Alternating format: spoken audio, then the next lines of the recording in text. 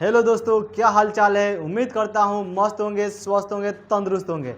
आज हम लोग पढ़ने वाले हैं क्लास 10वीं की रसायन विज्ञान का पहला चैप्टर, जिसका नाम है रासायनिक अभिक्रिया एवं समीकरण। और हम इसमें पूरे जितने भी टॉपिक्स हैं पूरे डिटेल में जानेंगे, धीरे धीरे पढ़ेंगे, सारी चीज़ों को धीरे धीरे कवर करेंगे, ज़्यादा हड़बड़ाना नहीं है। तो आप लोग यदि 10वीं क्लास में हैं या किसी दोस्त है आपके 10वीं क्लास में, तो उनको ज़रूर शेयर करें और लाइक सब्सक्राइब कमेंट करना नहीं भूलें, ठीक है। तो चलिए बिना देरी किए हम शुरू करते हैं। देखिए, रासायनिक अभिक्रिया एवं समीकरण, हम लोग क्या है, पहला चैप्टर का नाम है रासायनिक अभिक्रिया एवं समीकरण, ठीक है ना। तो चलिए हम इसके बारे में पहला टॉपिक क्या है देखते हैं।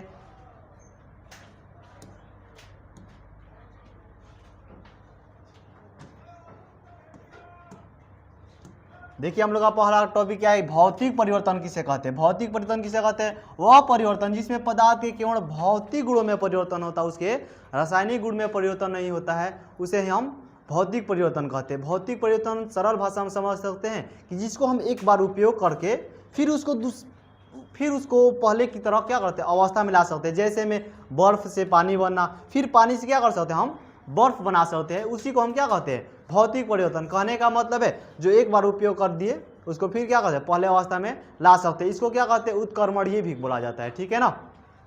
तो जैसे में देखिए क्या क्या है, बल्ब का जलना, एक बार बल्ब जल गया, हम क्या करते हैं, स्विच की मदद से फिर उसको बुझा सकते हैं, ठीक है। दूसरा में क्या है, जल में नमक का घोलना, नमक में जब जल घोलेंगे तो जल को वाष्पित करके हम फिर क्या करेंगे, नमक प्राप्त कर लेंगे बाबू लोग। उसके बाद है मोम का पिघलना, हम क्या करेंगे, जब मोमबत्ती को जलाएंगे, उसका जो मोम पिघलेगा, हम उससे फिर क्या करेंगे, नया सा मोमबत्ती बना लेंगे, ठीक है ना। तो वही कह रहा है कि मोम का पिघलना, यहाँ पे जल का वाष्पीकरण है, जल का वाष्पीकरण करके हम फिर जल क्या करेंगे, प्राप्त कर सकते हैं वर्षा के द्वारा, ठीक है। दूसरा में फलों से सलाद बनाना, तीसरा में मक्खन में बर्तन का पिघलना, ठीक है। तो इसमें क्या है, देखिए इसमें मुख्य टॉपिक है, इसमें पदार्थ के भौतिक रूप या अवस्था बदल सकती है, लेकिन उसकी रासायनिक गुण नहीं बदल सकता है, ठीक है। उसे ही क्या कहेंगे, भौतिक परिवर्तन कहेंगे बाबू लोग। तो समझ में आए तो कमेंट जरूर करेंगे। चलिए हम अगला टॉपिक पे आते हैं।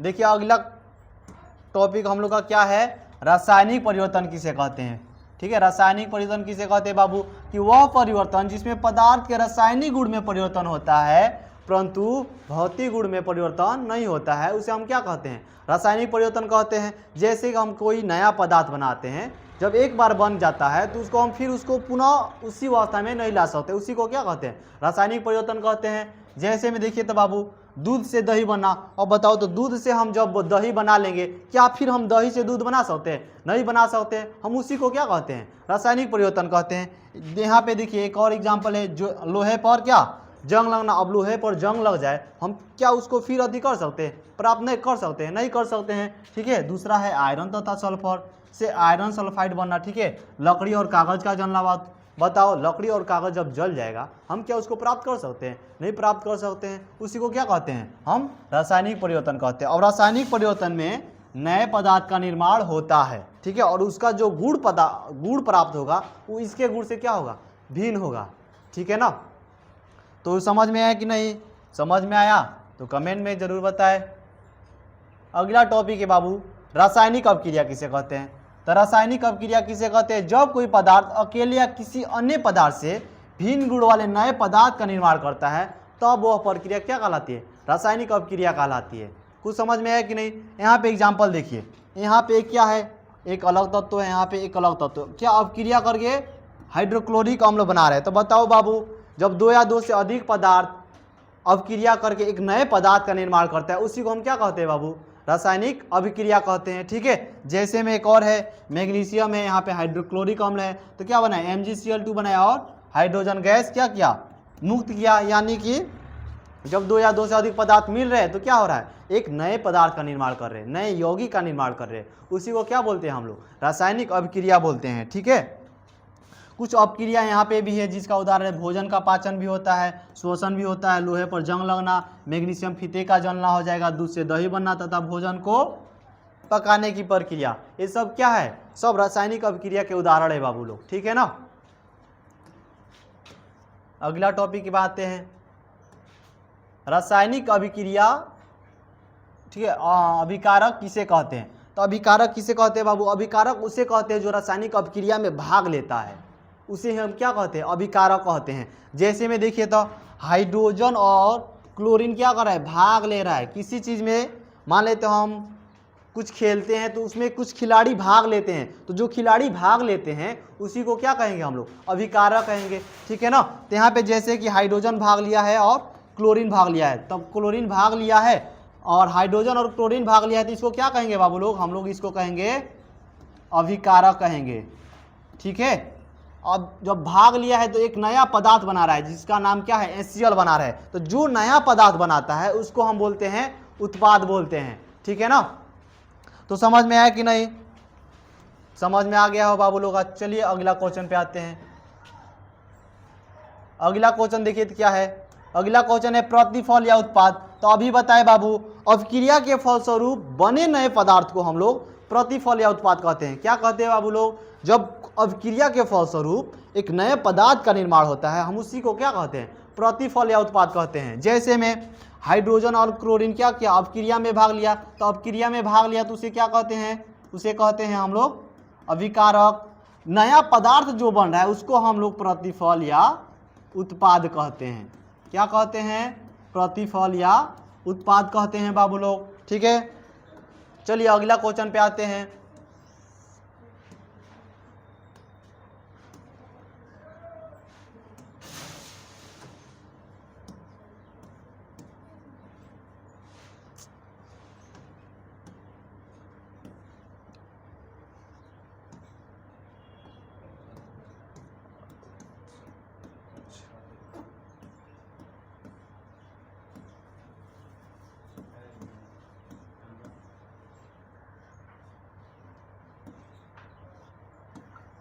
चलिए अगला क्वेश्चन है हम लोग का रासायनिक अभिक्रिया को पहचानने के तरीके। हम रासायनिक अभिक्रिया कैसे कैसे पहचान सकते हैं बाबू लोग? तो देखिए तो पहला में है अवस्था परिवर्तन। अवस्था में परिवर्तन होगा तब वो हम क्या कर सकते हैं? रासायनिक अभिक्रिया है।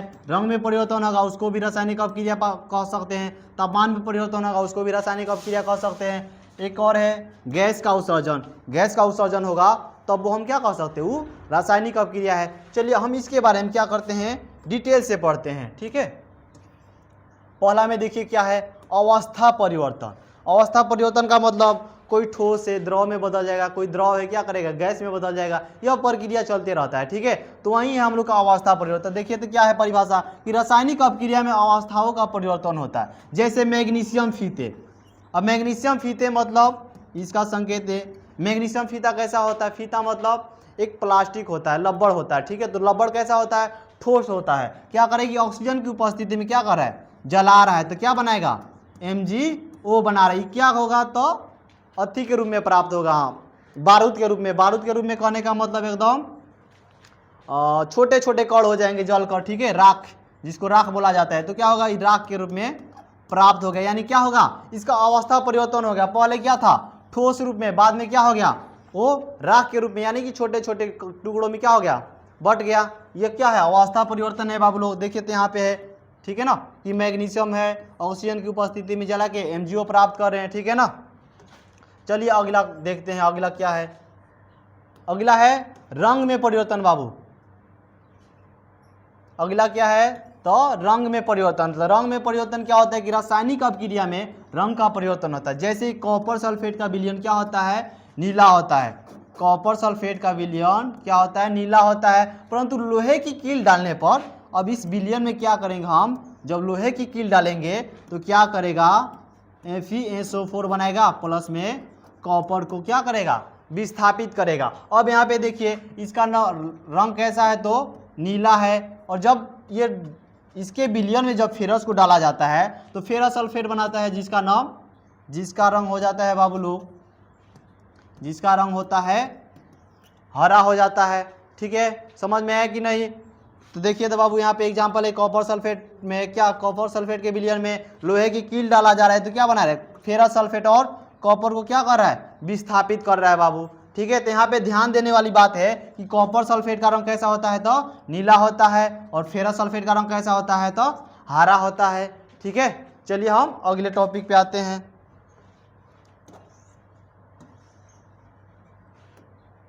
अगला टॉपिक क्या है देखिए तो बाबू, तापमान में परिवर्तन। तो यहाँ पे देखिए तो रासायनिक अभिक्रिया में ताप का परिवर्तन होता है। जैसे में तनु सल्फ्यूरिक अम्ल में दानेदार जिंक डालने पर पात्र गर्म हो जाता है। ठीक है, तो यहाँ पे देखिए कुछ एग्जांपल है कि H2SO4 सल्फ्यूरिक अम्ल में क्या करें, जिंक डाले तो जिंक का पात्र क्या होगा, गर्म हो जाएगा। ठीक है, उसी को हम क्या कहते हैं, ताप में परिवर्तन कहते हैं बाबू। चलिए हम अगला क्वेश्चन पे आते हैं। अगला क्वेश्चन क्या है कि गैस का उत्सर्जन। बताओ बाबू, रासायनिक अपक्रिया में गैस का उत्सर्जन होता है। जैसे कि तनु सल्फ्यूरिक अम्ल में जिंक जब डालेंगे तो क्या करेगा, हाइड्रोजन गैस मुक्त करेगा। जैसे यहाँ पे देखिए H2SO4 लिया है, प्लस में हम इसमें जिंक डाले तो क्या बनाएगा, ZnSO4 बनाएगा। प्लस में क्या करेगा बाबू, तो हाइड्रोजन गैस मुक्त करेगा। यही क्या कहलाता है हम लोग का, गैस का उत्सर्जन कहलाता है बाबू। तो हम लोग क्या पढ़े, रासायनिक अपक्रिया के चारों संकेत क्या कर लिए, हम लोग पढ़ लिए। ठीक है, पहचानने के नियम क्या क्या है, पहला में पढ़े अवस्था परिवर्तन, ठीक है, दूसरा में रंग परिवर्तन, तीसरा में क्या पढ़े बाबू, तापमान में परिवर्तन, और चौथा क्या पढ़े बाबू, तो गैस में परिवर्तन, गैस का उत्सर्जन। तो चारों क्लियर है कि नहीं, क्लियर है तो लाइक करें, सब्सक्राइब करें, कमेंट करें और बताएं वीडियो कैसा लग रहा है। ठीक है, चलिए हम अगला टॉपिक पे आते हैं।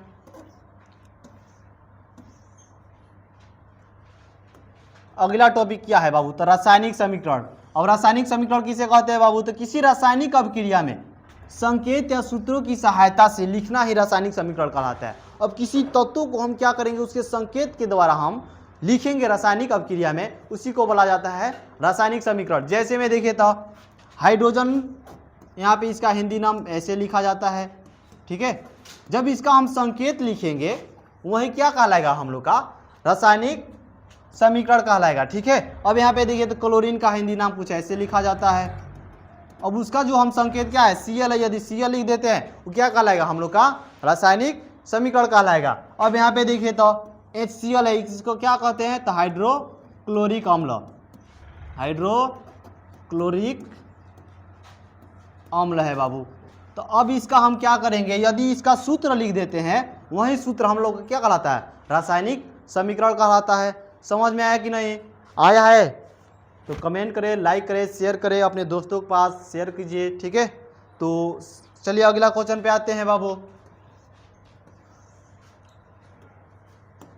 देखिए बाबू, अगला क्वेश्चन क्या है कि द्रव्यमान संरक्षण का नियम लिखे। अब द्रव्यमान संरक्षण का नियम क्या है, तो किसी भी रासायनिक अपक्रिया में द्रव्यमान का न तो निर्माण होता है और ना ही उसका विनाश हो सकता है। अर्थात हम कह सकते हैं ना ही हम उसको अलग से जोड़ सकते हैं, ना ही अलग से उसको घटा सकते हैं। जितना में है उतना ही है, ना जोड़ सकते हैं ना घटा सकते हैं, ना ही तो निर्माण कर सकते हैं ना ही विनाश कर सकते हैं। उसी को क्या कहता है, द्रव्यमान संरक्षण का नियम कहते हैं। द्रव्यमान संरक्षण का नियम किसने दिया बाबू, द्रव्यमान संरक्षण का नियम किसने दिया, इसको आप लोग बताएंगे। ठीक है, इसको किस वैज्ञानिक ने दिया था, इसका नाम आप लोग कमेंट बॉक्स में जरूर बताएंगे। ठीक है, इस नियम के कारण रासायनिक समीकरण की क्या जाता है, इसी नियम के आधार पर हम किसी भी रासायनिक समीकरण को क्या करते हैं, संतुलित करते हैं। ठीक है ना, चलिए हम अगला क्वेश्चन पे आते हैं।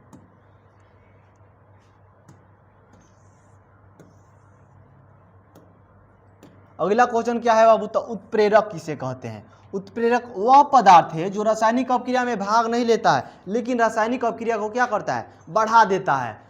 मान लेते वो अपक्रिया क्या हो रहा है, धीमी गति से हो रहा है, लेकिन क्या करेगा, जैसे हम उत्प्रेरक की मदद लेंगे, उत्प्रेरक में कोई तत्व ले लेते हैं, कोई यौगिक ले लेते हैं, अब उस उत्प्रेरक की सहायता में हम उसकी अपक्रिया कराते हैं तो काफ़ी तेज गति से होने लगता है। उसी को क्या कहेंगे, उत्प्रेरक कहेंगे। उत्प्रेरक किसे कहेंगे बाबू, कि वो ऐसा रासायनिक अपक्रिया जिसमें भाग तो नहीं लेता लेकिन क्या करेगा, रासायनिक अपक्रिया को बढ़ा देता है, उसे हम क्या कहेंगे, उत्प्रेरक कहेंगे। समझ में आया कि नहीं, आया ना। चलिए हम अगला क्वेश्चन पे आते हैं। अब देखिए उत्प्रेरक हम कहाँ पे लिखते हैं, जब जहाँ पे तीर का चिन्ह होता है, तीर का चिन्ह क्या दर्शाता है कि अपक्रिया हो रहा है। इसी अपक्रिया के ऊपर हम क्या करते हैं, उत्प्रेरक को लिखते हैं या इसके नीचे लिख देते हैं। ठीक है, चलिए हम अगला टॉपिक पे आते हैं।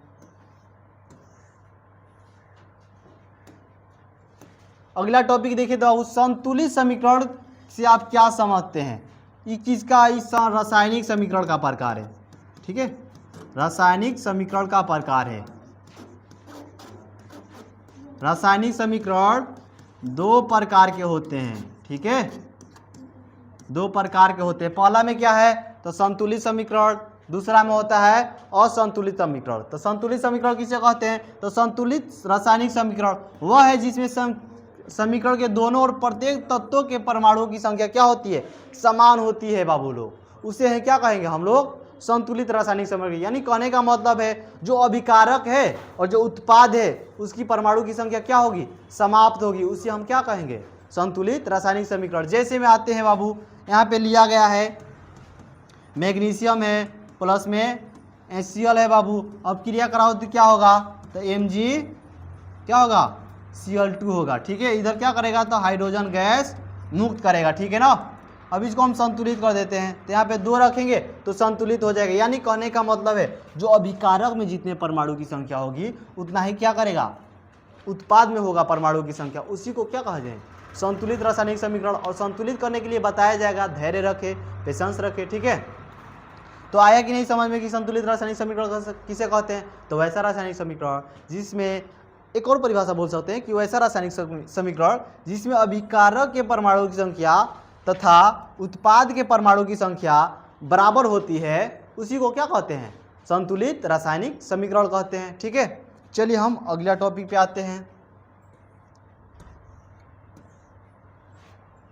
अगला टॉपिक क्या है तो असंतुलित, या इसको एक और नाम से जाना जाता है बाबू, कंकाली समीकरण। तो बहुत से बच्चे इसको भूल जाते हैं कि कंकाली समीकरण किसे कहते हैं, तो आज याद रखेंगे कि कंकाली समीकरण किसे कहते हैं, तो संतुलित रासायनिक समीकरण को ही क्या कहते हैं, कंकाली समीकरण, ठीक है। तो इसका देखिए तो परिभाषा क्या है कि असंतुलित रासायनिक समीकरण वह है जिसमें समीकरण के दोनों ओर परमाणु की संख्या क्या होती है, समान नहीं होती है, उसे हम क्या कहेंगे, असंतुलित रासायनिक समीकरण कहेंगे, ठीक है। समझ में आ रहा है कि नहीं, ठीक है।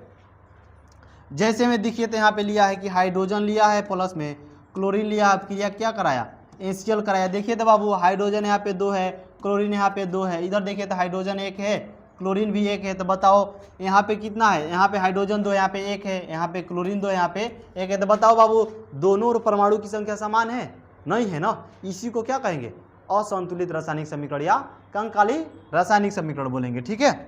तो चलिए हम अगले क्वेश्चन पे आते हैं।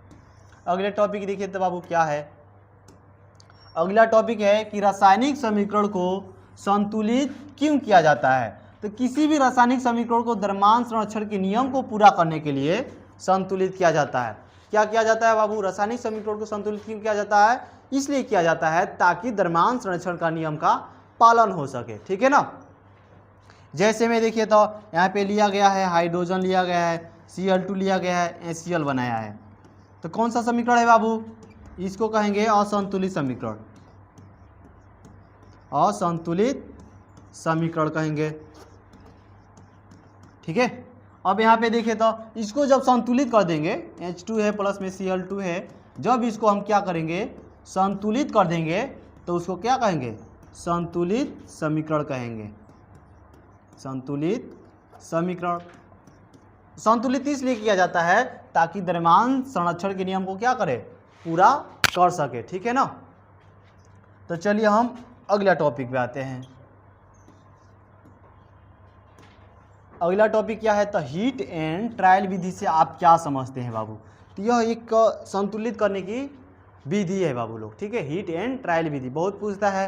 पहला देखिए तो क्या है इसका परिभाषा कि रासायनिक समीकरण को संतुलित करने की विधि को हीट एंड ट्रायल विधि कहते हैं। इस विधि से असंतुलित समीकरण को क्या किया जाता है, संतुलित किया जाता है, ठीक है ना। तो यहाँ पे जैसे कि क्या लिया गया है, ऑक्सीजन प्लस में हाइड्रोजन प्लस में ऑक्सीजन, अब क्रिया कराएगा तो क्या बनेगा, जल बनाएगा। जब हम इसको संतुलित कर देंगे तब क्या कहलाएगा, हीट एंड ट्रायल विधि। पूछेगा कि संतुलित समीकरण को किस विधि द्वारा, असंतुलित समीकरण को किस विधि द्वारा संतुलित किया जाता है, तो कौन सा विधि होगा बाबू लोग, हीट एंड ट्रायल विधि होगा। तो संतुलित करेंगे तो क्या होगा बाबू, यहाँ पे यदि 2 लिखते हैं तो क्या होगा, यह समीकरण संतुलित हो जाएगा। अब देखिए तो संतुलित कैसे करना है, हाइड्रोजन यहाँ पे 2 है, ऑक्सीजन यहाँ पे 2 है, ठीक है। मान लेते हैं यहाँ पे 2 नहीं है। अब देखेंगे कि हाइड्रोजन यहाँ पे कितना है, 2 है, यहाँ पे ऑक्सीजन 1 है। अब बताओ ऑक्सीजन को 2 करने के लिए हम क्या करेंगे, तो यहाँ पे हम 2 से यदि गुना करते हैं तो यानी कि हाइड्रोजन यहाँ पे 4 हो गया, ऑक्सीजन कितना हो गया 2 हो गया। अब देखो यहाँ पे हाइड्रोजन 4 हो गया, ऑक्सीजन 2 हो गया। अब ऑक्सीजन यहाँ पे 2 है, यहाँ पे 2 है, बराबर हो गया। लेकिन हाइड्रोजन यहाँ पे 4 है, यहाँ पे 2 है, तो बराबर नहीं है। हम क्या करेंगे, हाइड्रोजन को 4 बनाएंगे। यदि यहाँ पे हम 2 लिख देते हैं तो क्या होगा, हम लोग का क्या होगा, संतुलित हो जाएगा यह समीकरण, ठीक है ना। चलिए हम अगले टॉपिक पे आते हैं।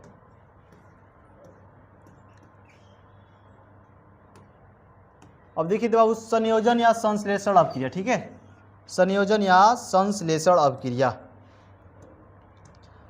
यह क्या है कि सब क्या है, रासायनिक अपक्रिया के प्रकार है बाबू, रासायनिक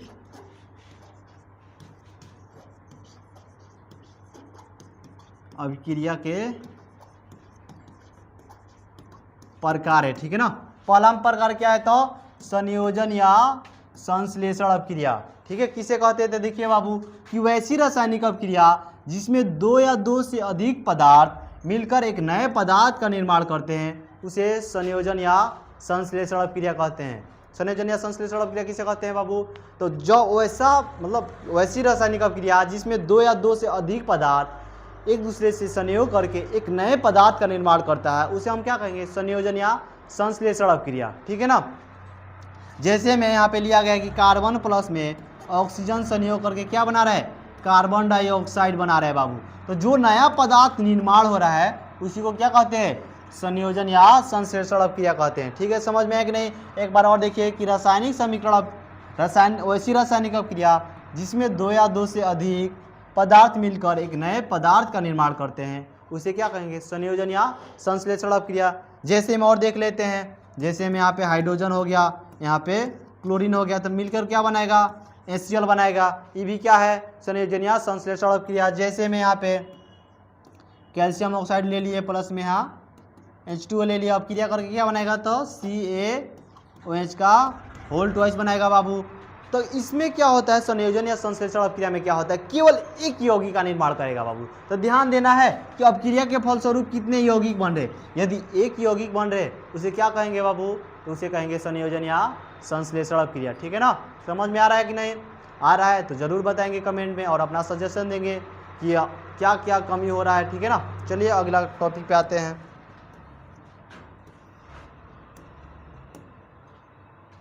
दूसरा टॉपिक क्या है, दूसरा अपक्रिया का प्रकार क्या है कि वियोजन या अपघटन। इसको एक और नाम से जाना जाता है बाबू, वियोजन या अपघटन अपक्रिया। तो वियोजन या अपघटन का मतलब टूटना होता है, ठीक है।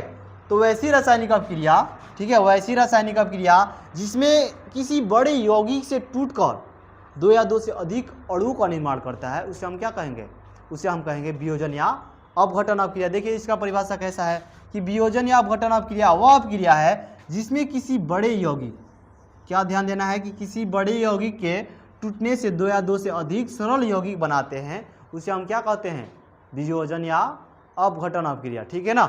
जैसे में यहाँ लिया गया है कि कैल्शियम कार्बोनेट, इसको तोड़ा गया है, क्या इसको गर्म करके तोड़ा गया है, तो क्या हो गया, कैल्शियम ऑक्साइड और कार्बन डाइऑक्साइड गैस मुक्त करा। यानी कि देखिए तो ये बहुत बड़ा यौगिक है जिससे टूटकर क्या होगा, एक अलग सरल यौगिक का क्या कर रहा है, निर्माण कर रहा है। यानी कि कहने का मतलब है सरल भाषा में, किसी बड़े यौगिक से टूटकर 2 या 2 से अधिक पदार्थ का या सरल यौगिक का निर्माण करता है, उसे हम क्या कहेंगे, तो वियोजन या अपघटन अपक्रिया कहेंगे, ठीक है ना। चलिए हम अगला क्वेश्चन पे आते हैं।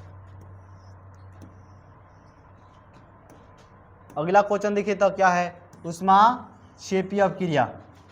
देखिए अति होता कि नहीं है, ऊष्माक्षेपीय अपक्रिया किसे कहते हैं ना, ऊष्माक्षेपीय अपक्रिया किसे कहते हैं बाबू।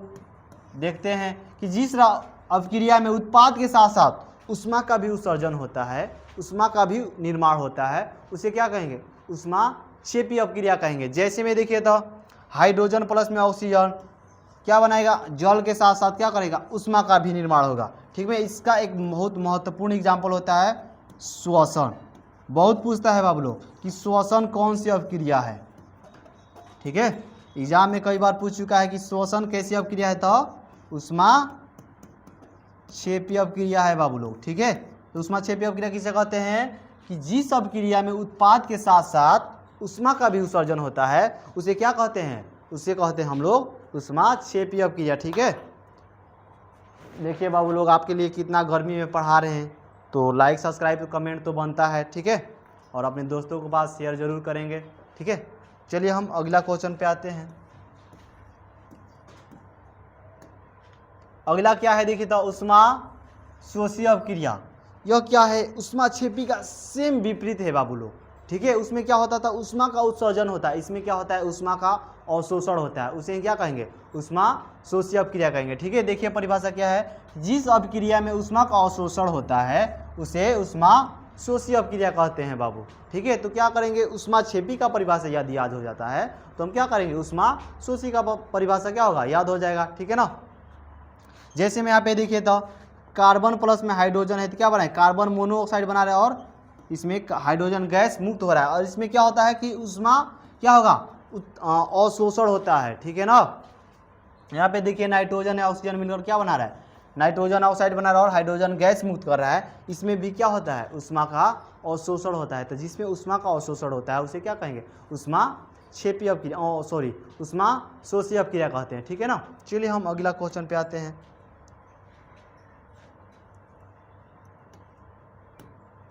देखिए तो बाबू, विस्थापन या एकल विस्थापन, विस्थापन अपक्रिया को एकल विस्थापन अपक्रिया भी बोला जाता है बाबू लोग।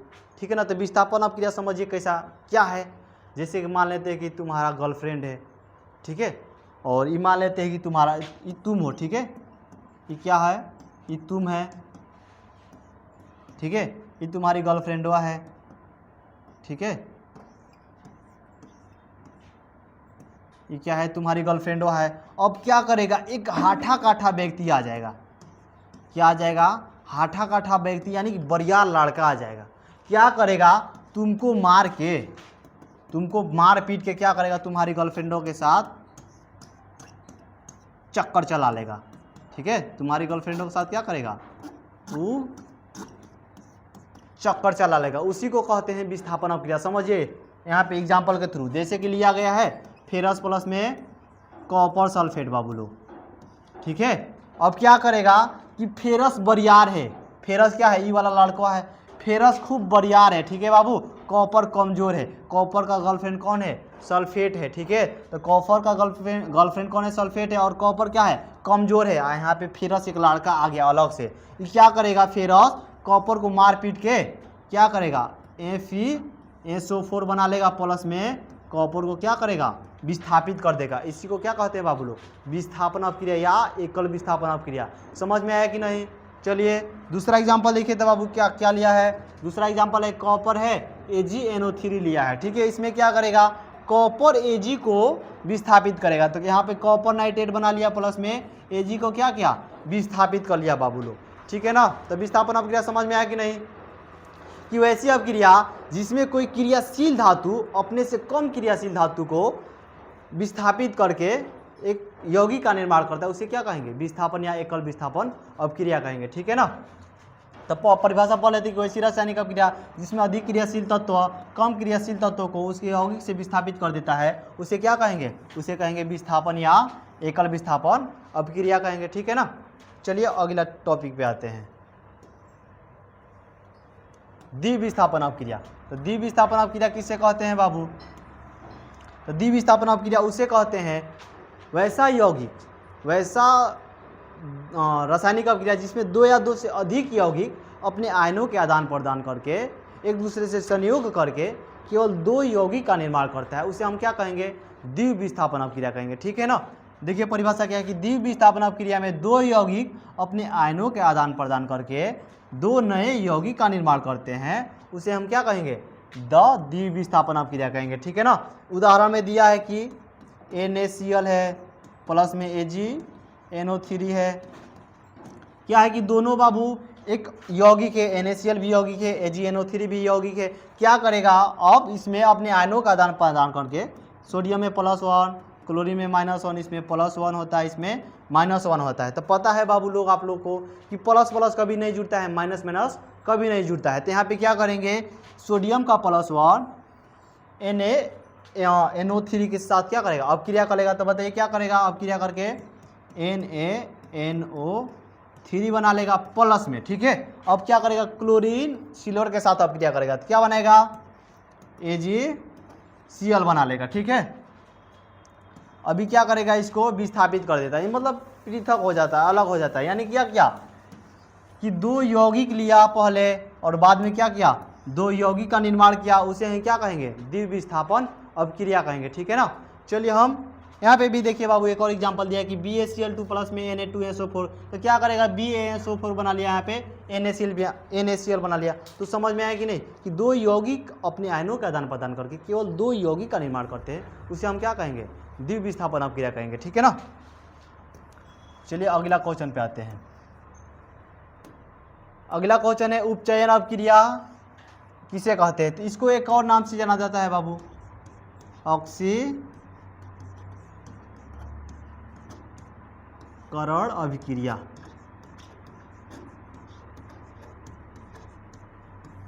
उपचयन अभिक्रिया क्या नाम होता है बाबू, एक और ऑक्सीकरण अभिक्रिया। तो ऑक्सीकरण अभिक्रिया किसे कहते हैं, तो वैसी अभिक्रिया जिसमें ऑक्सीजन का संयोग हो तथा हाइड्रोजन का वियोग होता है, उसे क्या कहते हैं, उपचयन या ऑक्सीकरण अभिक्रिया। ठीक है ना।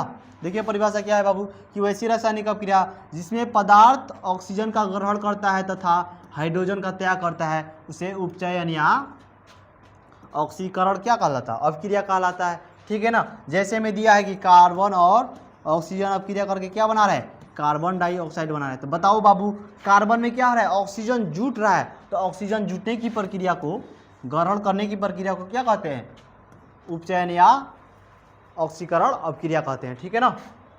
एक और एग्जांपल है कि कार्बन प्लस में O2 है, इसमें भी क्या हो रहा है, का सल्फर और ऑक्सीजन क्या कर रहा है, एक दूसरे से संयोग करके सल्फर डाइऑक्साइड बना रहा है। ठीक है। इसमें क्या हुआ कि ऑक्सीजन जुट रहा है, तो ऑक्सीजन के जुटने की क्रिया को हम क्या कहते हैं, ऑक्सीकरण या उपचयन अभिक्रिया कहते हैं बाबू लोग। बहुत गर्मी किया है जी। ठीक है। तो आप लोग इतना मेहनत के लिए आप लोग एक लाइक तो एक सब्सक्राइब तो कर ही सकते हैं। ठीक है। चलिए हम अगले क्वेश्चन पे आते हैं। अगला टॉपिक क्या है देखिए, तो उपचयन या अवकरण अभिक्रिया। ठीक है। इसका भी दो नाम होता है, एक उपचयन होता है, एक अवकरण अभिक्रिया होता है। ठीक है। उपचयन या अवकरण, तो इसमें क्या होता है, सेम बाबू क्या होता है, विपरीत होता है। उपचयन या क्या बोलते हैं कि अपचयन, दोनों एक दूसरे के विपरीत है। उपचयन में क्या होता है, ऑक्सीजन का वियोग, हाइड्रोजन, ऑक्सीजन का संयोग और हाइड्रोजन का वियोग। अब इसमें क्या होता है, अपचयन अभिक्रिया में ऑक्सीजन का वियोग और हाइड्रोजन का इसमें क्या होता है, संयोग होता है। ठीक है ना। तो देखिए परिभाषा क्या है कि वैसी रासायनिक अभिक्रिया जिसमें हाइड्रोजन ग्रहण करता है तथा ऑक्सीजन का त्याग करता है, उसे उपचयन या अवकरण अभिक्रिया कहते हैं। ठीक है ना। यहाँ पे देखिए तो H2 लिया है, प्लस में O2 लिया है, अभिक्रिया करके H2O बना रहे हैं। यहाँ पे क्या हो रहा है कि हाइड्रोजन का संयोग हो रहा है, तो हाइड्रोजन का संयोग होता है तो वहाँ पे क्या होता है, कौन सी अभिक्रिया, तो अपचयन या अवकरण अभिक्रिया। ठीक है ना। जैसे में यहाँ पे एक और एग्जाम्पल है कि H2 प्लस में Cl2, तो कौन सी अभिक्रिया हो जाएगा बाबू, यहाँ पे क्या बनाएगा, HCl बनाएगा। तो क्या हो रहा है कि हाइड्रोजन क्लोरीन के साथ जुट रहा है, तो जुटने की प्रक्रिया को क्या कहते हैं, उसे कहते हैं अपचयन या अवकरण अभिक्रिया। ठीक है ना। चलिए अगला टॉपिक पे आते हैं। अगला टॉपिक है रेडॉक्स अभिक्रिया किसे कहते हैं। ठीक है।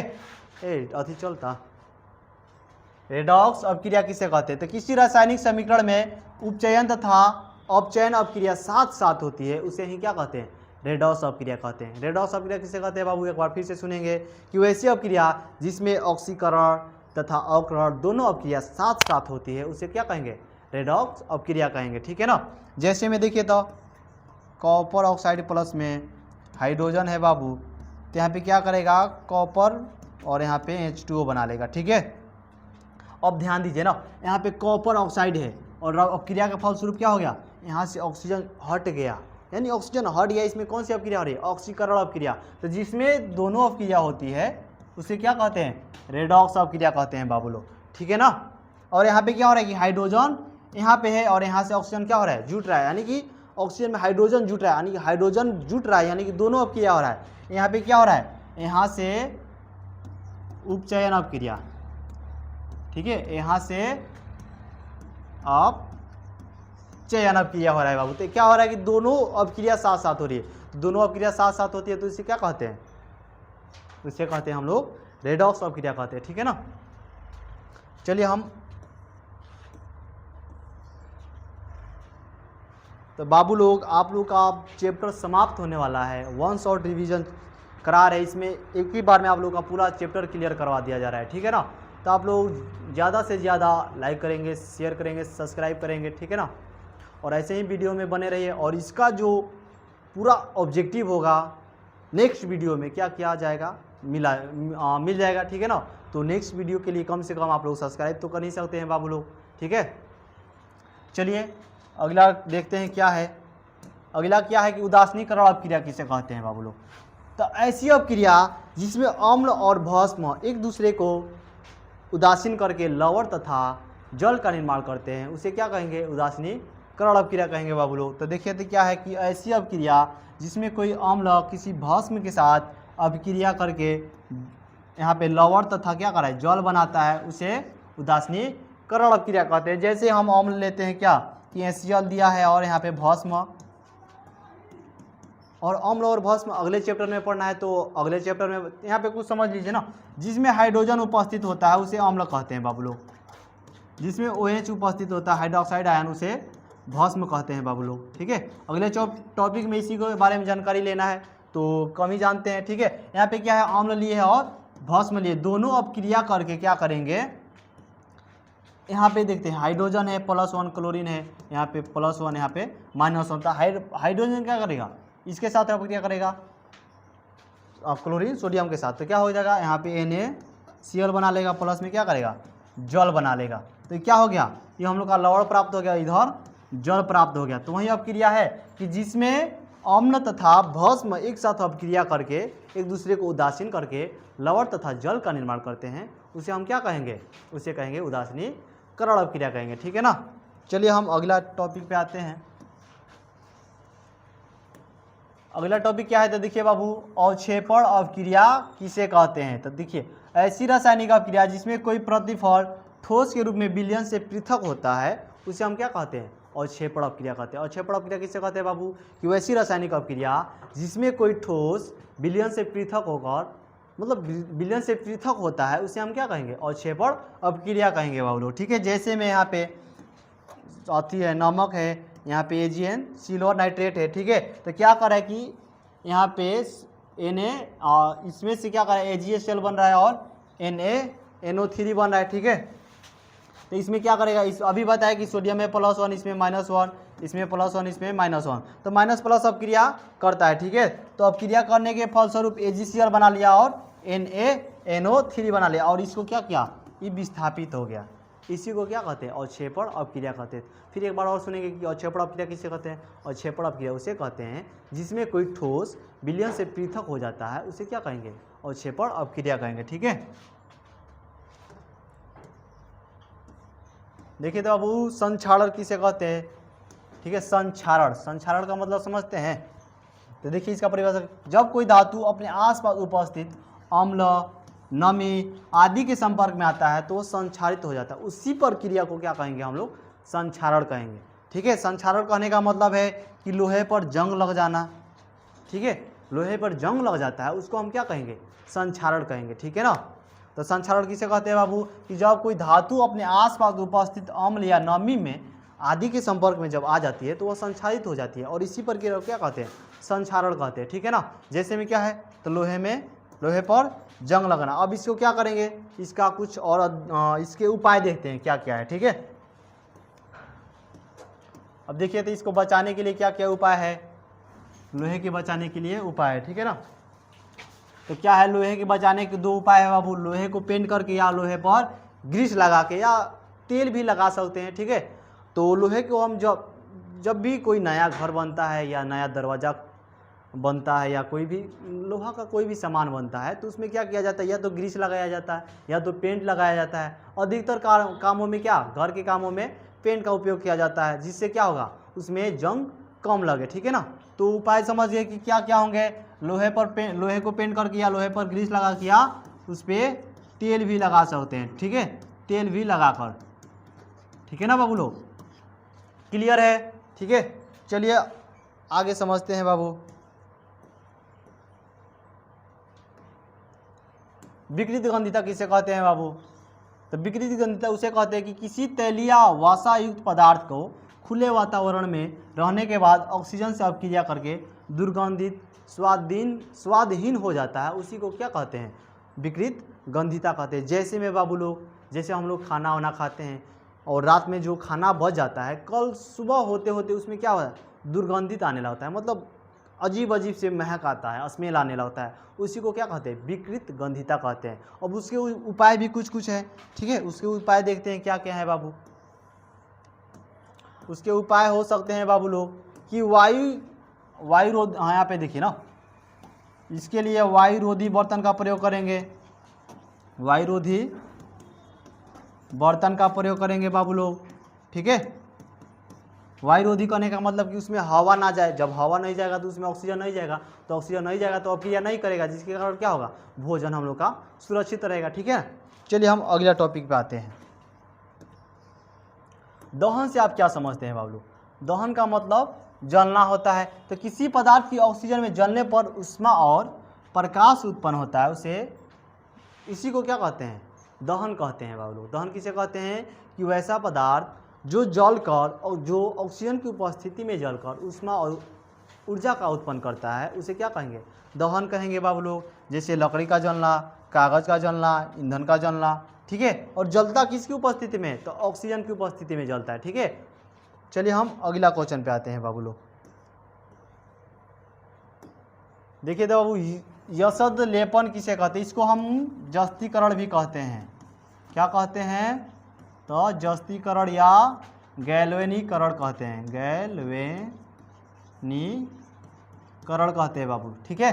तो देखिए तो लोहे की वस्तुओं को जंग से बचाने के लिए जिंक की परत चढ़ाई जाती है, जिसे यशद लेपन या गैल्वेनीकरण या जस्तीकरण कहते हैं, ठीक है। रुको सॉरी बाबू, जस्तीकरण हम इसको नहीं कहते हैं, ठीक है। इसको ठीक है कि लोहे की वस्तुओं को जंग से बचाने के लिए जिंक की परत चढ़ाई जाती है, उसे यशद लेपन या गैल्वेनीकरण कहा जाए, ठीक है बाबू लोग, यही होगा, ठीक है। कि लोहे की वस्तु पर जिंक की परत चढ़ाना जस्तीकरण कहलाता है, या गैल्वेनीकरण कहलाता है, या यशद लेपन कहलाता है बाबू लोग, ठीक है। देखिए बाबू यहाँ से है कि भोजन को दुर्गंधित होने से बचाने के उपाय, तो रोकने के उपाय देखिए तो बाबू क्या क्या है। प्रति ऑक्सीकारक का उपयोग करके, वायु रोधी बर्तन का उपयोग करके, वायु के स्थान पर नाइट्रोजन गैस द्वारा भी कर सकते हैं, शीतलन द्वारा भी, यानी शीतलन का मतलब ठंडे मौसम में रख सकते हैं, ठंडे जगहों पे रख के हम क्या कर सकते हैं, भोजन को सुरक्षित कर सकते हैं, ठीक है।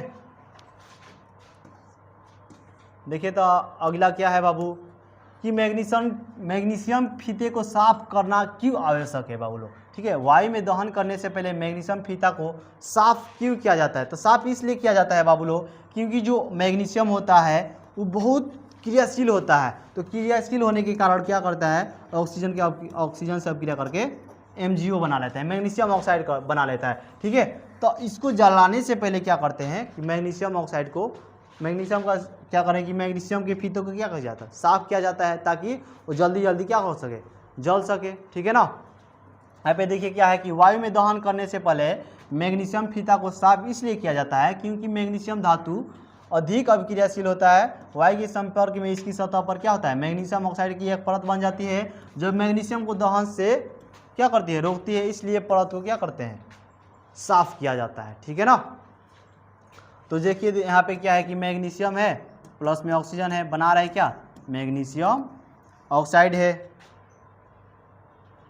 देखिए बाबू एक और चीज़ है यहाँ पे कि रेगमल से साफ करने पर सतह की मैग्नीशियम ऑक्साइड परत हटती है और मैग्नीशियम आसानी से क्या होता है, जलता है, ठीक है ना।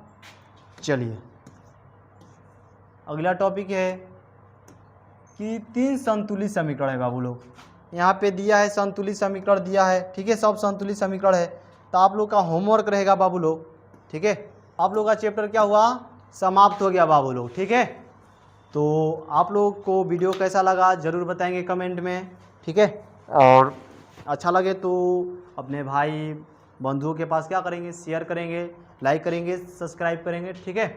और नेक्स्ट वीडियो के लिए वेट करेंगे। चलिए धन्यवाद, थैंक यू।